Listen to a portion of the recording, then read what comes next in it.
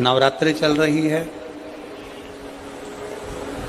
मान लो कर्जा बहुत ज़्यादा मात्रा में हो गया हो,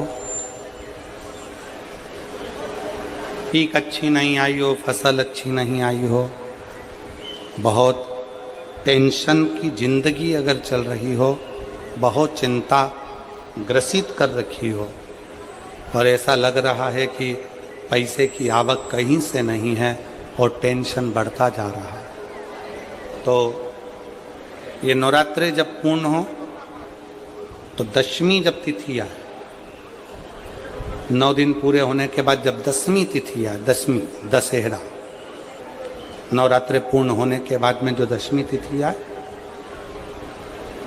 समी के पत्ते 5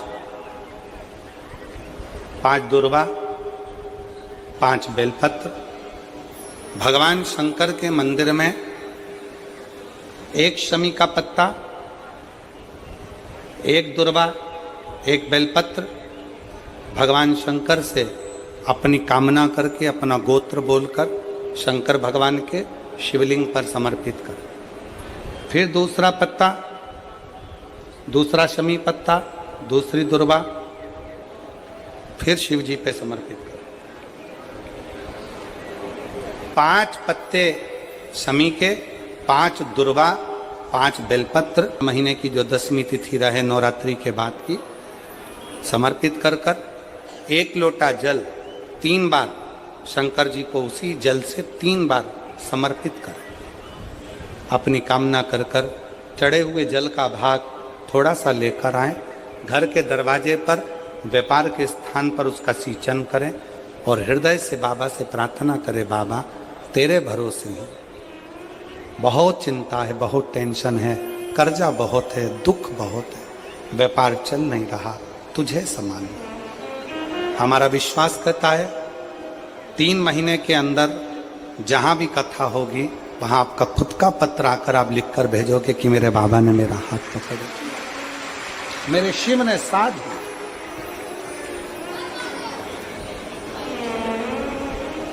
विजयदशमी पर शमी के पत्र की बड़ी महत्वता होती है।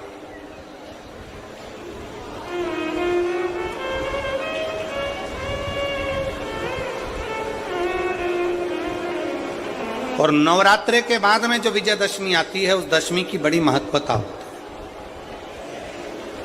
है। धन की कामना के लिए, कार्य सिद्धता के लिए, भगवान शिव की अविरल भक्ति को प्राप्त करने के लिए शमी पत्र मूल होता है। मूल भगवान शंकर में और मां आदि शक्ति में कोई भेद नहीं। शिव और शक्ति ये दोनों एक हैं।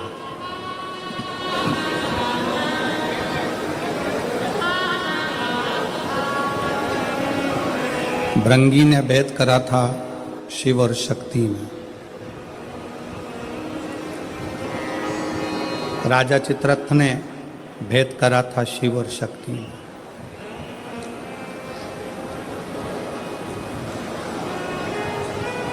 इन दोनों में कोई भेद नहीं। शंकर और मां दुर्गा भवानी, मां आद्य शक्ति, मां तुलजा माई, सब एक।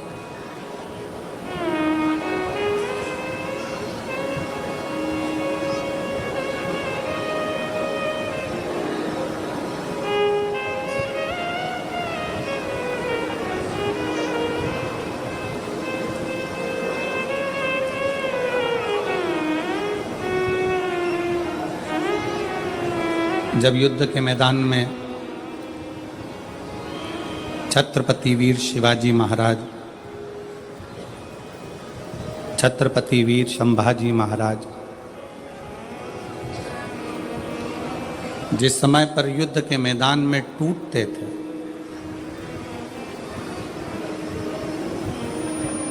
तो एक शब्द की गर्जना उस युद्ध के मैदान में होती थी, जय भवानी। कौन सी गर्जना होती थी?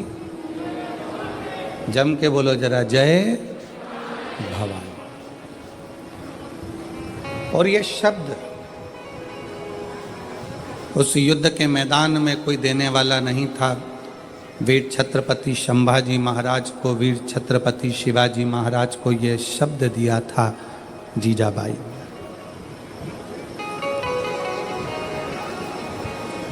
और जीजाबाई को यह शब्द किसने दिया था? शायद भारत की भूमि की वो मां जिन्होंने छत्रपति वीर शिवाजी को जन्म दिया, वो जीजाबाई कोई साधारण सी स्त्री नहीं थी। वो शिव की ऐसी उपासक थी, ऐसी उपासक थी कि माँ गौरी शंकर, भगवान शिव और जगदम्बा जीजाबाई के सामने आशीर्वाद देने के लिए स्वतः पधार जाते थे। स्वतः।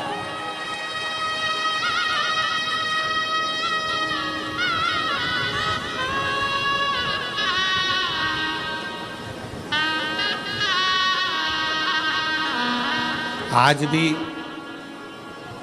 महाराष्ट्र के पवित्र भूमि पर, धरा पर सनातनी आवाज लगाता है तो जय भवानी जय श्री राम आवाज लगाता, क्योंकि ये भवानी शब्द में, देवी शब्द में, जगतजननी शब्द में शक्ति का प्रतिबिंब है, उस शक्ति में शिव का प्रतिबिंब है।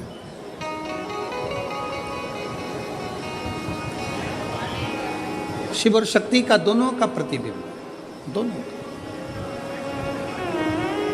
मेरी जीजियों, नवरात्रे चाहे चैत्र के आए, नवरात्रे चाहे सर्दियाँ आए, चाहे गुप्त नवरात्रे आए, उसमें शंकर भगवान की जितनी जितनी आराधना करोगे उतनी उतनी जगत जननी जगदम्बा दुर्गा प्रसन्न होती चली जाती है और वर देती चली जाती है, उतनी प्रसन्न।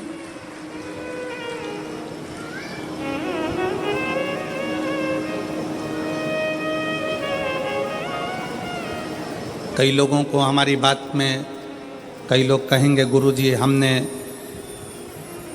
निमंत्रण दिया, आप हमारे मंदिर नहीं आए, कोई कहेगा आप हमारे यहाँ नहीं आए, कोई कहेगा आप हमारे मंदिर नहीं पहुँचे, कोई कहेगा आप हमारे यहाँ नहीं आए। हम हाथ जोड़ के क्षमा चाहते हैं कि नवरात्रे चल रही थी और इस नवरात्रे में हमारी शंकर का अनुष्ठान बहुत ज़रूरी है, क्योंकि उस अनुष्ठान का फल केवल हम अकेले को नहीं मिलता, उस अनुष्ठान का फल इस व्यासपीठ से जिनकी गोद खाली है और जिनकी जेब खाली है उन सबको प्राप्त होता है। एक संत, एक साधु, एक तपस्वी, एक साधक, एक उपासक, एक गुरु कोई भी पूजन करता है, कोई भी अनुष्ठान करता है, कोई भी पाठ करता है, केवल उसके लिए नहीं होता। उसको जितने लोग फॉलो करते हैं, जितने लोग उसको सुनते हैं, जितने लोग उसको समझते हैं, जितने लोगों का उस पर दृष्टि पड़ती है, वो सारा पुण्य उन जीवों को प्राप्त होते चले जाते हैं। उन जीवों,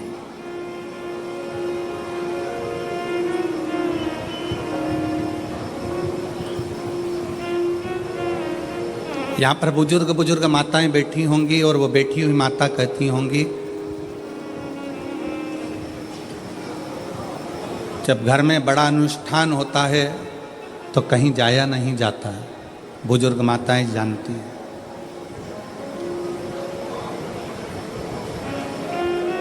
और प्रत्येक नवरात्रे में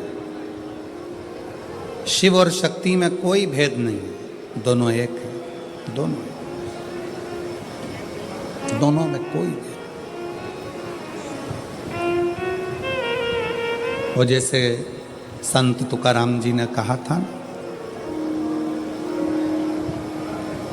राम कहो चाहे कृष्ण कहो, दोनों में कोई भेद नहीं है। इसलिए उन्होंने एक शब्द दिया कि राम कृष्ण हरि जय, राम कृष्ण हरि, राम कृष्ण हरि जय, राम कृष्ण हरि, राम कृष्ण हरि जय, राम कृष्ण हरि, राम कृष्ण हरि जय, राम कृष्ण हरे राम कृष्ण हरे राम कृष्ण हरे राम कृष्ण हरे राम कृष्ण पावन पावन नाम राम कृष्ण हरे पावन पावन नाम राम कृष्ण हरे राम कृष्ण हरे राम कृष्ण हरे राम कृष्ण हरे राम कृष्ण हरे। शिव में शक्ति में कोई अंतर नहीं, राम में कृष्ण में कोई अंतर नहीं है, शिव में नारायण में कोई अंतर नहीं है, ब्रह्मा विष्णु और महेश में कोई अंतर नहीं है। यह हमारी दृष्टि का भेद है, दृष्टि का। बेसन के लड्डू बना लो, चाहे बेसन की चक्की बना लो, चाहे बेसन की नुक्ती बना लो, उसमें दो चीज़ें बहुत ज़रूरी है। एक घी, जम के बोलो घी, दूसरा बेसन, तीसरा शक्कर। बेसन के लड्डू बनाओगे तो भी उसमें घी की ज़रूरत पड़ेगी, बेसन की ज़रूरत पड़ेगी, शक्कर की ज़रूरत पड़ेगी। बेसन की नुक्ती बनाओगे बूंदी, उसमें भी घी की ज़रूरत पड़ेगी, बेसन की ज़रूरत पड़ेगी, शक्कर की ज़रूरत पड़ेगी। बेसन चक्की बनाओगे उसमें भी घी की ज़रूरत पड़ेगी, शक्कर की ज़रूरत पड़ेगी, बेसन की ज़रूरत पड़ेगी। उसी तरह अपने जीवन को सफल बनाओगे तो उसमें ब्रह्मा की भी ज़रूरत पड़ेगी, विष्णु की भी ज़रूरत पड़ेगी और शिव की भी ज़रूरत पड़ेगी। ये जीवन का सार तत्व है।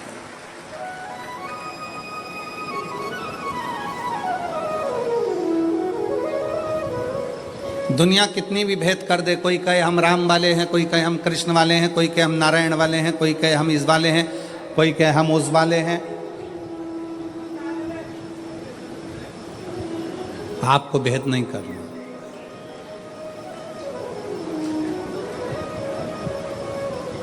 जो पांडुरंगा विट्ठल को भी नमन कर रहे हैं वो शंकर को ही नमन कर रहे हैं। जो शंकर को नमन कर रहे हैं वो पांडुरंगा विट्ठल को नमन कर रहे हैं। दोनों में कोई भेद नहीं।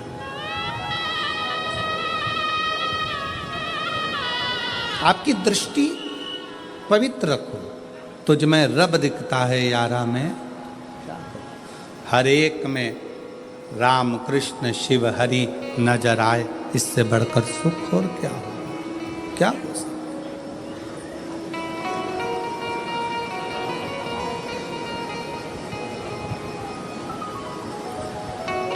उसकी दृष्टि, उसको पहचानना, उसको जानना बहुत सा। एक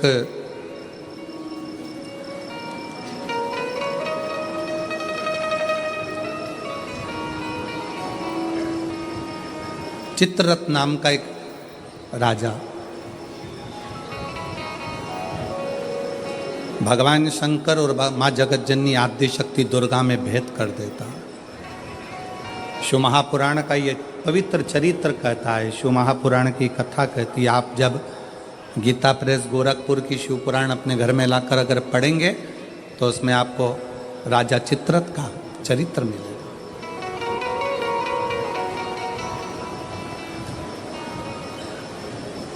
चित्ररथ का चरित्र जब आप दर्शन करेंगे तो राजा चित्ररथ ने शंकर पार्वती जी के सामने जाकर मां आदिशक्ति को शिव जी के नजदीक में उनके गोदी में बैठे हुए देखा।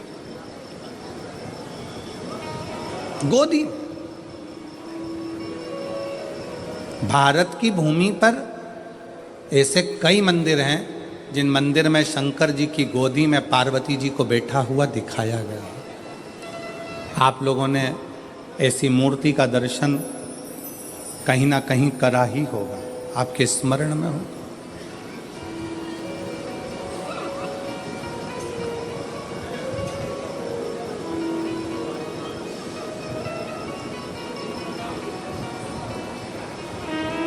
शिव जी की गोद में माँ आद्य शक्ति, माँ दुर्गा भवानी, माँ पार्वती जी बैठी हैं। इस गोद में श्री कार्तिकेय जी बैठे हैं और पार्वती जी की गोद में श्री गणेश जी महाराज बैठे हैं। जरा स्मरण करिएगा, कभी यदि आपके सामने ऐसा कोई फोटो, ऐसा कोई चित्र व्हाट्सएप पर स्वयं शंकर ने अपनी गोद में पार्वती जी को बिठा कर रखा है और पार्वती जी की गोद में श्री गणेश जी महाराज हैं। शिव जी की दूसरी गोद में, दूसरी जंघा पर भगवान श्री षडानंद कार्तिकेय जी विराजमान। और इस दर्शन को राजा चित्ररथ ने देख लिया। राजा चित्ररथ, और राजा चित्ररथ ने देखा, हंसने लगा। बताओ, जगत का पालनहारा, जगत का पिता और जगत धात्री माँ दुर्गा, जगत को चलाने वाला, जगत का देवता, जगत का देवाधिदेव महादेव और जगत जननी दुर्गा, ये कैसे बैठे हैं? ये बैठे कैसे? महाराज,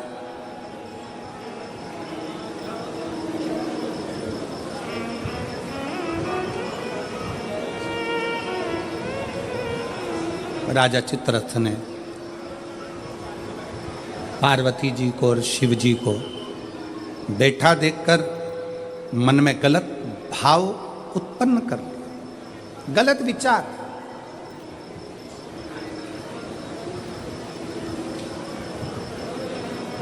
गलत सोच। किसी किसी को पूजन करते समय भी गलत गलत विचार आते हैं, किसी किसी को मंदिर जाते समय गलत गलत विचार आते हैं, किसी किसी को मंदिर में पूजन करते करते गलत गलत विचार आते हैं, किसी किसी को पूजन करते समय गंदगी दिखती है, गलत विचार आते हैं। स्त्री के बारे में, पुरुष के बारे में, उसकी अवस्था के बारे में, उसके नग्न स्वरूप के बारे में, उसकी चित्त वृत्ति में गलत गलत दृष्टियां आने लगती हैं। गंदा भोजन उसकी दृष्टि में आता है जब वो पूजन करने बैठता है, भजन करने बैठता। कई लोग हैं ऐसे,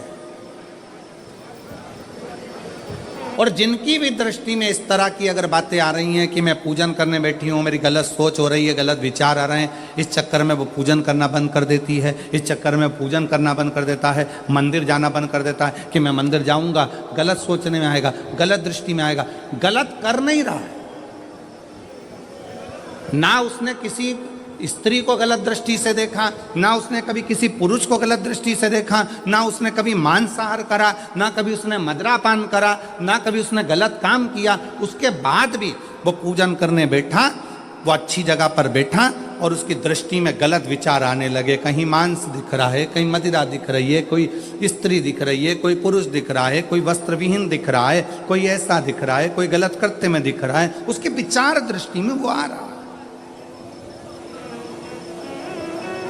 और कई बार लोग परेशान हो जाते हैं कि गुरुजी ऐसा क्यों हो रहा है, हम तो अच्छा करने के लिए गए, हम तो मंदिर गए, हम तो भगवान के भजन करने के लिए गए, हम तो स्मरण करने के लिए गए, फिर हमारी चित्त वृत्ति में ये कैसे आ रहा है, हमारे सोच में ये कैसे आ रहा है, हमारे विचार में ये कैसे आ रहा है। और जब शिव पुराण कहती है राजा चित्ररथ की बुद्धि में भी यह गलत विचार आ गया था, केवल संसार के मनुष्य की बुद्धि में नहीं, राजा चित्ररथ की बुद्धि में भी यह विचार आ गया था। ये शिव महापुराण की कथा कर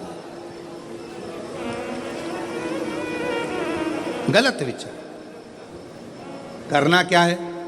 जब व्यक्ति को ऐसे गलत विचार आने लगे पूजन के समय पर, अच्छी जगह पर, ये गलत गलत विचार, आप गलत कर नहीं रहे हो, आप मांसाहार नहीं कर रहे हो, आप किसी स्त्री को गलत नहीं देख रहे हो, आप किसी पुरुष को गलत नहीं देख रहे हो, आप किसी मदिरा की दुकान पर नहीं गए हो, पर आपकी विचार धारणा में अगर ये चीज़ें पूजन करते समय, भजन करते समय, अर्चना करते समय, मंदिर जाते समय, मंदिर में बैठते समय, मंदिर में उपास करते समय तुम्हारी बुद्धि में अगर ये चीज़ें आ रही हैं, मन में अगर ये चीज़ें पाठ करते करते भी अगर आ रही हैं, तो समझ लेना कि आपके ऊपर कहीं ना कहीं, किसी न किसी रूप में कोई किसी के घर का ऐसा खा लिया है जिसके कारण तुम्हारी बुद्धि थोड़ी सी भ्रष्ट हुई है, उसको सुधारें कैसे, उसको संवारें कैसे।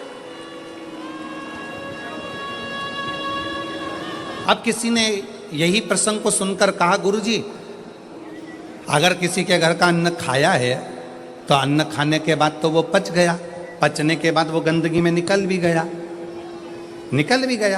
अब तो वो विचार आना बंद हो जाना चाहिए। अब तो 1 साल हो गया, 2 साल हो गया, 1.5 साल हो गया, 6 महीना हो गया, तो भी वही विचार आ रहा है। तो हमारा निवेदन है, भोजन करने के बाद भोजन पच जाता है, भोजन करने के बाद भोजन समाप्त भी हो जाता है, पर उस भोजन से जो रक्त की 4 बूंदें बनती हैं वो इस शरीर में दिन रात तुम्हारे मरते दम तक दौड़ती रहती है। शरीर में वो रक्त की बूंद चलती रहती है। इसलिए विचार 1 साल, 2 साल, 4 साल, 6 साल, 15 साल ऐसे चलते रहते हैं। उस विचारों को, गलत सोच को, गलत विचारों को, गलत दृष्टि को समाप्त कैसे करें।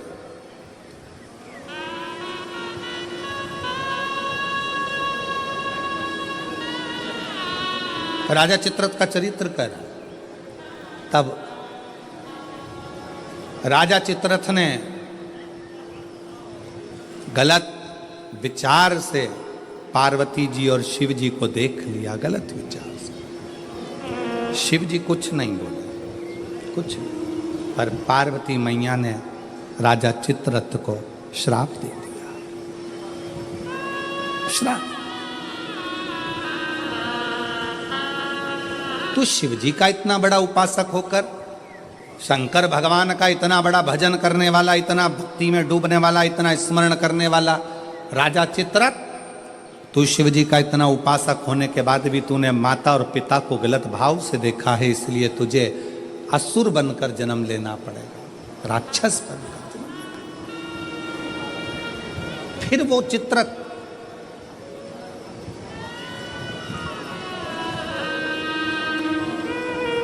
वृत्रासुर के रूप में जन्मा। क्या नाम हुआ था उसका? वृत्रासुर, जिसको इंद्र ने मारा था दधीचि ऋषि की अस्थियों से। गलत विचार। क्या करा जाए? राजा चित्ररथ को जब श्राप लग गया असुर बनने का, राक्षस बनने का, तो राजा चित्ररथ ने हाथ जोड़कर शिवजी से पूछा, मेरी मुक्ति का साधन बताओ। शंकर भगवान नहीं बोले। चित्ररथ तुमरुका जी के पास गया, तब तुमरुका जी जो वक्ता हैं, तुमरुका जी जो कथा कह रहे हैं, तुमरुका जी जो भगवान शिव का गुणगान कर रहे हैं, वो तुमरुका जी ने कहा, चित्ररथ एक काम कर, कामधेनु गाय का दूध का घृत ला और उस घृत से तो शिव का अभिषेक कर, शंकर का अभिषेक।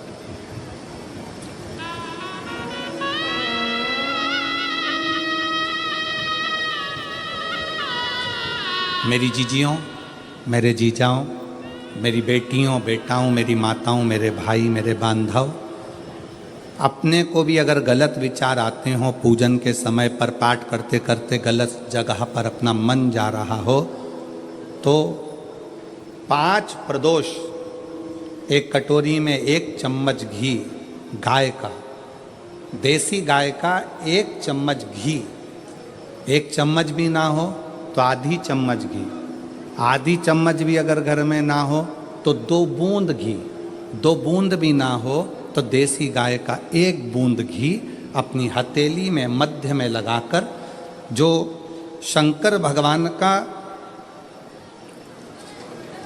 भगवान शिव जी का जो शिवलिंग होता है, उस शिवलिंग के ऊपर के भाग पर अपनी हथेली को रखकर, और जो अशोक सुंदरी वाली जगह है उस जगह पर अपनी हथेली का घर्षण करना चाहिए। लगभग 5 प्रदोष अगर आपने कर लिया तो निश्चित है आपकी बुद्धि में कभी गलत विचार पूजन करते समय आएगा ही नहीं, और गलत दृष्टि की ओर जाओ।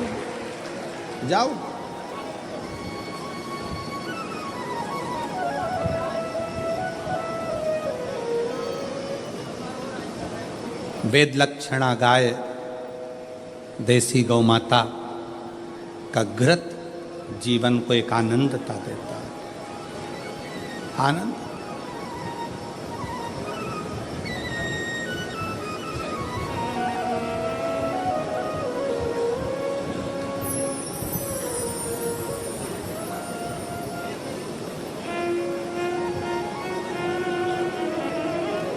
भारत के इतिहास में संसद भवन में बैठकर रात रात भर मंथन कर कर जो वक्फ बोर्ड बिल पर संशोधन किया गया, उसके लिए पूरे प्रशासन को बहुत बहुत साधुता,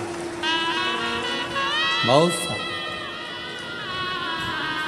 अब ये सब होने के बाद एक संसद में एक बात और पारित हो जाए कि गौ माता की हत्या बंद हो जाए, इससे बढ़कर कोई सुख, उससे बढ़कर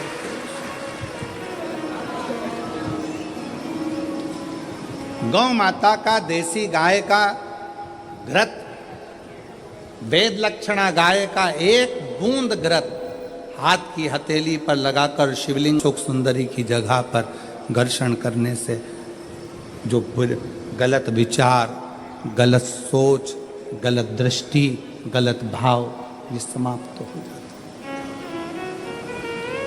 समाप्त हो।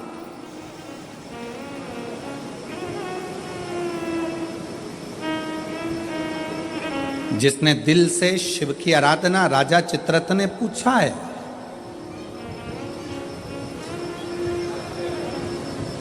राजा चित्ररथ ने विचार किया कि ये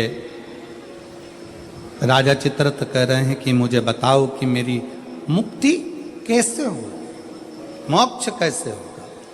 मैंने तो गलत सोच लिया, मैंने तो गलत विचार कर लिया, मैंने तो गलत दृष्टि रखी, मेरी बुद्धि में तो ये गलत भाव आ गए, मुक्त कैसे। कल की कथा में कहा था, जीवन में कितना भी दुख आ जाए, कितनी भी तकलीफ आ जाए, कितना भी कष्ट आ जाए, उस ईश्वर को मत भूलो, ईश्वर को मत, शिव को मत।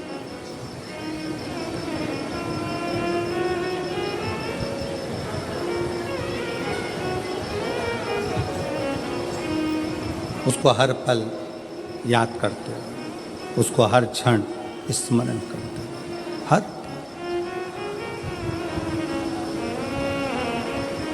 ओ भोले रे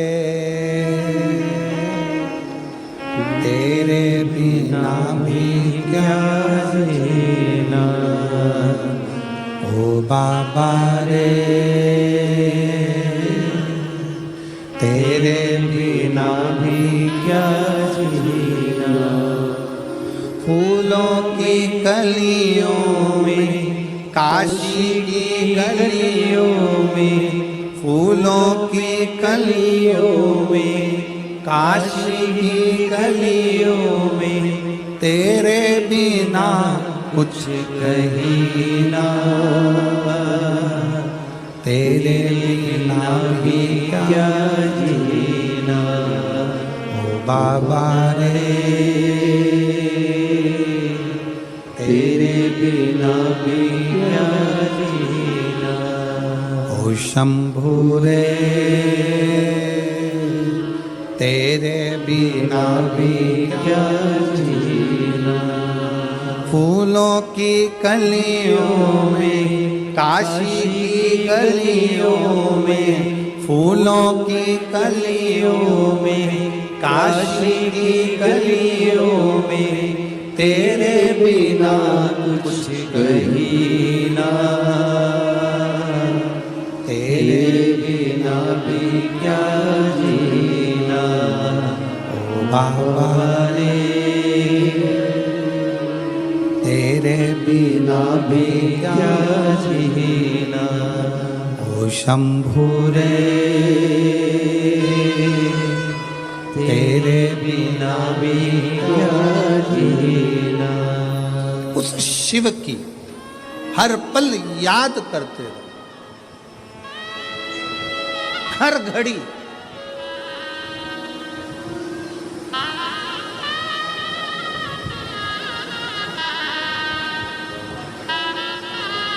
रामायण किस किस ने देखी है टीवी पर, रखो। रामायण किस किस ने पढ़ी है, रामायण किस किस ने सुनी है, राम कथा किस किसने सुनी है? सबने सुनी है।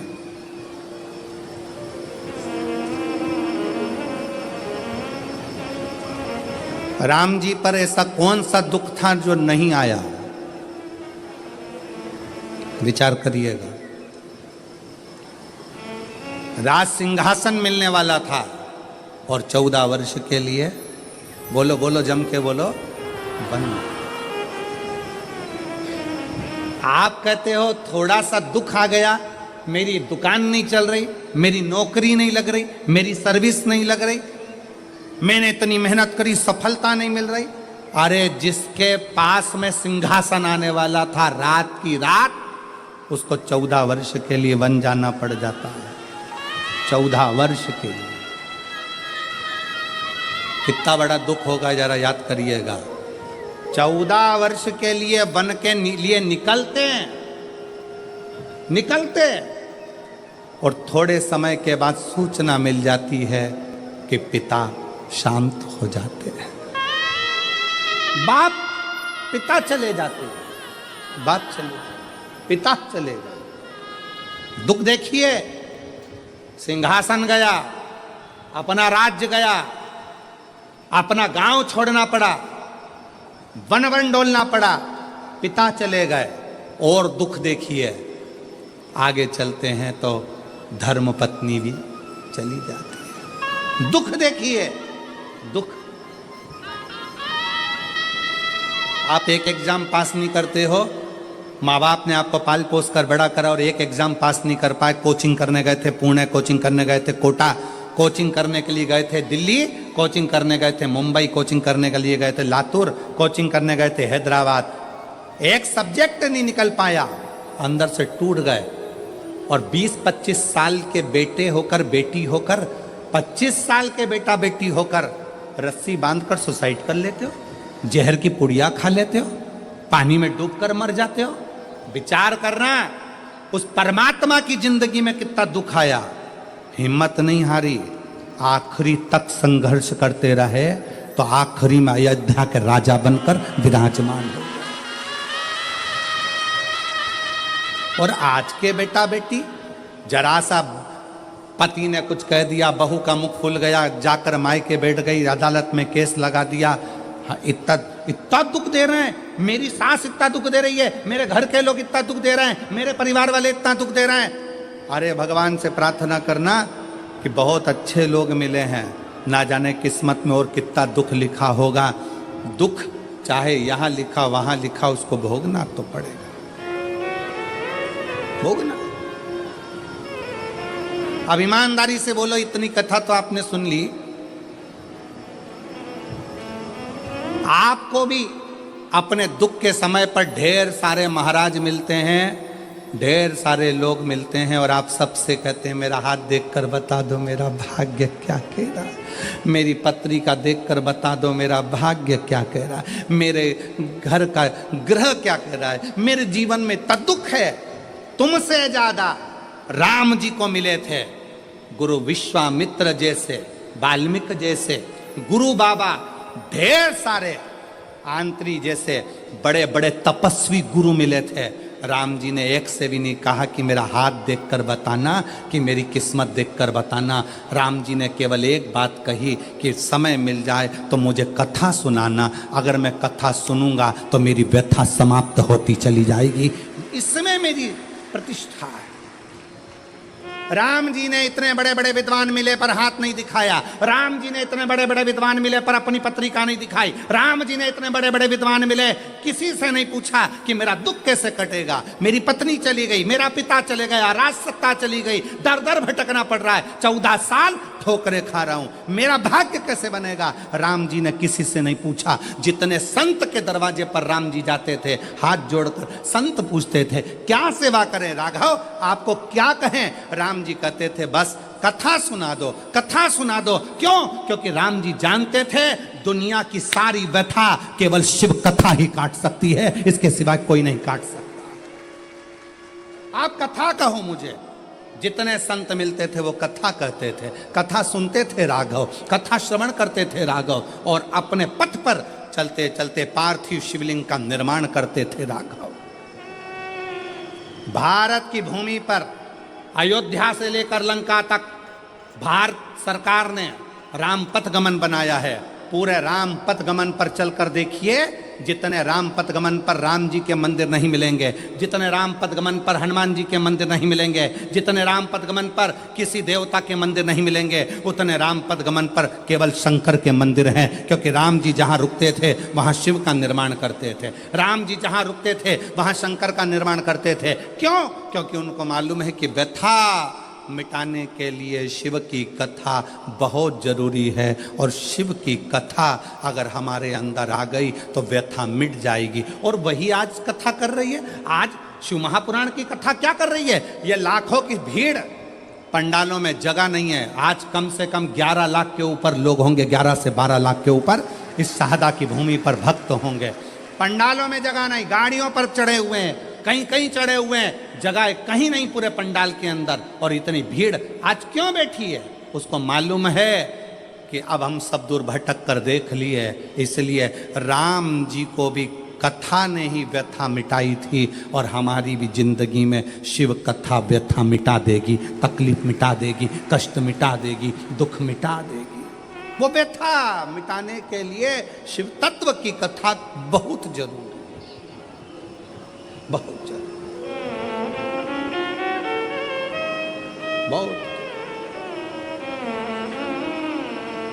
फूलों की कलियों में, काशी की गलियों में, फूलों की कलियों में, काशी की गलियों में, तेरे बिना कुछ कहीं ना, तेरे बिना भी क्या जीना, ओ बाबा रे, तेरे बिना भी क्या जीना, ओ शंभू रे, तेरे बिना भी क्या जीना।